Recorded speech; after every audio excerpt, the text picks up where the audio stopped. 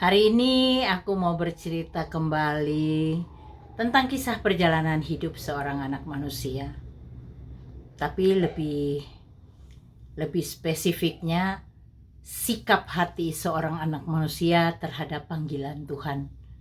Panggilan untuk melayani. Apakah kita sungguh-sungguh melayani Tuhan itu sungguh dari hati kita, ataukah kita melayani supaya dipuji orang, atau mungkin supaya kita mendapat sesuatu dari pelayanan kita? Sikap hati yang benar untuk melayani Tuhan itu yang Tuhan mau. Bukan kita melayani supaya dilihat orang, kita melayani Tuhan supaya mendapatkan sesuatu dari pelayanan itu. Karena itu nggak penting dipandang orang, atau supaya terkenal, atau supaya disanjung orang, dihormati orang, atau dapat pujian, ataupun mendapatkan materi, ataupun apapun juga itu yang berupa dunia. Ataukah kita sungguh-sungguh melayani Tuhan dari hati kita? Kita mau respon positif panggilan Tuhan itu dan berjalan bersama Tuhan. Karena banyak sekali hamba Tuhan yang justru jatuhnya karena dunia, terpesona, tergiur dengan dunia. Bahkan ada hamba-hamba Tuhan yang besar sekalipun justru semakin besar, justru harus semakin berhati-hati. Hamba Tuhan ini, predikat hamba Tuhan itu, buat aku tuh sangat sakral banget. Buat aku pribadi loh. Dikatakan kalau aku sebagai hamba Tuhan, aku harus menjaga kekudusan bait Allahku. Aku harus benar-benar melayani Tuhan dengan sungguh-sungguh. Itu kalau menurut aku loh, sebagai sebutan hamba Tuhan itu harus menjaga hati, menjaga kehidupan kita secara pribadi. Terutama itu hati dan pikiran kita itu hanya terfokus pada Tuhan. Jangan terfokus pada lainnya. Nah, ada hamba Tuhan yang juga sampai karena dia sebagai hamba Tuhan melakukan hal-hal yang gak bagus. Seperti misalnya, maaf ya, banyak juga hamba Tuhan yang jatuh dalam pelecehan atau perzinahan. Ini juga miris banget, yang saya mendengarnya itu miris gitu ya, yang sangat mengerikan kalau hamba Tuhan jatuh dalam godaan yang seperti itu. Karena ada sahabat saya juga yang mengalami seperti begitu, yang mana dalam pelayanan tetapi mendapat pelecehan. Hal-hal yang seperti begitu kan sangat mengecewakan hati Tuhan. Ataupun mungkin hamba Tuhan yang tergiur dengan materi, dengan uang, ataupun manipulasi gitu, manipulasi uang, dan ataukah jatuh dalam perempuan gitu. Waduh, mengerikan sekali hal-hal yang seperti begitu terjadi.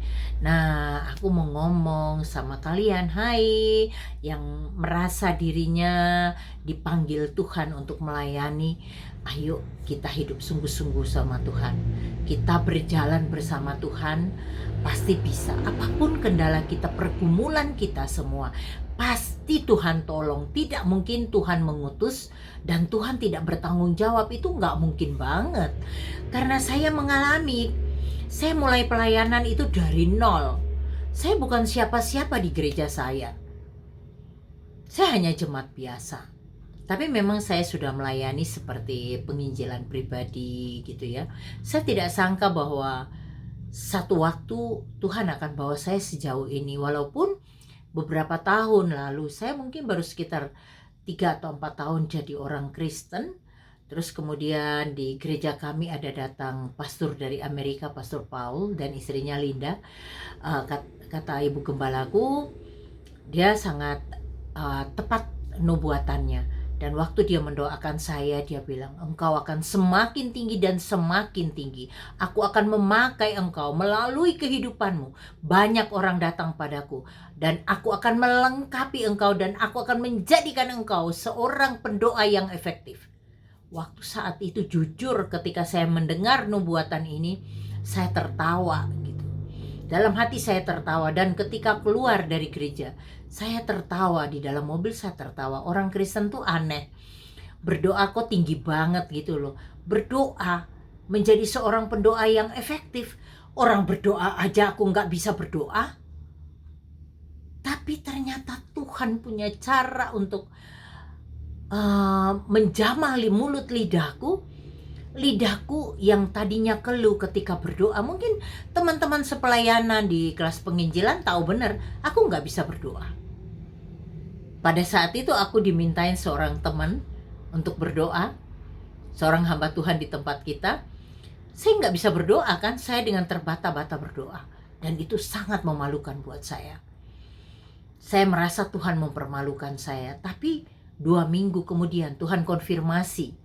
Saya melayani seorang pejabat dari Polda Jawa Tengah. Dan dengan saat itu saya lupa kalau saya tidak bisa berdoa. Rupanya Roh Kudus itu luar biasa ya. Tuhan kita tuh luar biasa.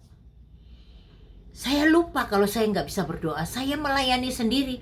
Dan kata-kata yang saya ucapkan itu kata-kata yang penuh hikmat dari Tuhan. Dan ketika saya mengajak mereka berdoa, saya berdiri berdoa. Pertama kali saya berdoa penuh kuasa saat itu. Dan sampai saat ini saya menjadi seorang pendoa yang efektif. Itu tergantung dari bagaimana sikap kita merespon panggilan Tuhan. Kalau memang Bapak Ibu Saudara dipanggil Tuhan untuk melayani kan berbagai bidang kan. Tidak harus kita melayani di gereja juga. Kita bisa melayani keluar. Orang tahu kok, orang di luaran sana yang kita layani tahu kok kita dari gereja mana. Saya bangga punya gereja. Saya bergereja di sebuah gereja yang luar biasa. Saya tertanam di situ dan saya bertumbuh dan saya berbuah di situ. Tidak perlu pindah-pindah gereja. Ngapain pindah-pindah gereja? Kita datang ke gereja beribadah kan kita bukan cari pendeta atau gembalanya. Kita datangkan cari Tuhan. Saya kalau menyembah di gereja, saya rasakan hadirat Tuhan yang luar biasa. Kebetulan saya juga punya roh penyembah, jadi bisa terasa connect luar biasa. Tergantung sikap hati kita ketika menerima panggilan. Sebagai apa? Apakah sebagai penyembah?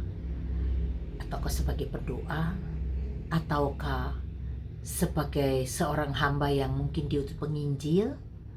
Berbagai macam bidang yang Tuhan salurkan kita berjalan. Luar biasa Tuhan yang kita sembah itu. Tuhan itu yang bertanggung jawab atas pelayanan kita. Kalau kita sungguh-sungguh mengandalkan Dia. Jangan andalkan kekuatan kita, karena kita pasti nggak mampu. Pelayanan terlalu besar. Dan saya percaya Tuhan ada untuk pelayanan kami. Nelinda Ministry semakin berkembang. Saya percaya. Dan mungkin Bapak Ibu Saudara yang kenal dengan saya ingin membantu melayani dalam pelayanan kami, bisa kontak ke saya juga. Mungkin teman-teman yang ingin melayani dan belum ada pelayanan, monggo bisa bantu kami juga. Karena kami butuh banyak pekerja, kami butuh. Kembali lagi ke hamba Tuhan, hati hamba itu. Kita harus memiliki hati hamba. Kita punya hati yang mengasihi Tuhan. Kita mengasihi jiwa-jiwa di luar sana seperti kita mengasihi Tuhan. Jangan pernah berhitung apa yang sudah kau berikan buat Tuhan. Tapi kau hitung apa yang Tuhan sudah kasih buat kamu. Karena tidak akan bisa kamu hitung apa yang sudah Tuhan berikan buat kamu. Jangan kamu hitung berapa keuntungan yang kamu ikut melayani. Tapi kamu hitung coba kebaikan Tuhan di dalam hidupmu, kemurahan Tuhan buat hidupmu, rancangan Tuhan buat hidupmu. Rancangan Tuhan itu mendatangkan kebaikan buat kita. Tuhan sudah persiapkan kita untuk melayani Dia. Jangan sia-siakan kesempatan itu. Karena kesempatan itu tidak datang 2 kali. Kesempatan itu datang cuma 1 kali. Jangan tegar tengkuk, jangan sombong, merasa bahwa kamu lebih hebat, kamu hebat. Tapi takluk dalam otoritas Tuhan, itu yang Tuhan mau. Punya hati hamba. Melayani dengan tulus, mengasihi jiwa-jiwa itu. Saudara, sikap hati itu penting. Respon kita terhadap panggilan Tuhan. Saya berharap Bapak Ibu juga banyak bisa membantu saya dalam pelayanan jiwa-jiwa ini. Terima kasih buat Bapak Ibu yang selama ini sudah mendukung kami dalam pelayanan ini. Terutama pelayanan penginjilan kami. Terima kasih banyak. Banyak tuayan yang sudah menguning pekerjaannya sedikit. Dan terima kasih buat kontribusinya selama ini, selama pelayanan ini. Terima kasih banyak. Apa yang engkau tabur, kiranya Tuhan membalikan berkali-kali lipat kali ganda. Terima kasih.